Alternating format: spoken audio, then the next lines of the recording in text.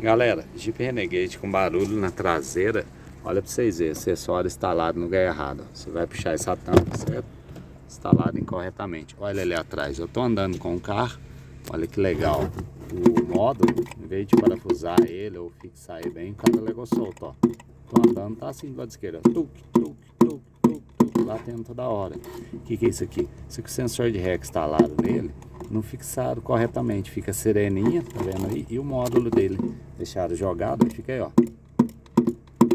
Pegou barulho na traseira, dá uma olhada se tem coisa instalada. Correto é fixar, tem ponto de fixação ali, parafuso, tá vendo os dois aqui, ó.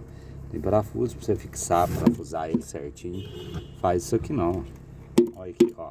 Tô andando, tá ali toda hora. Não é suspensão. Barulho acessório instalado incorretamente, beleza? Uma dica pra vocês aí, dá uma olhada na traseira dele. O defeito vai estar aí, ó. Só instalou e deixou solto, ó. Top demais, né, galera? Vamos desmontar, fixar ele, arrancar esse acabamento.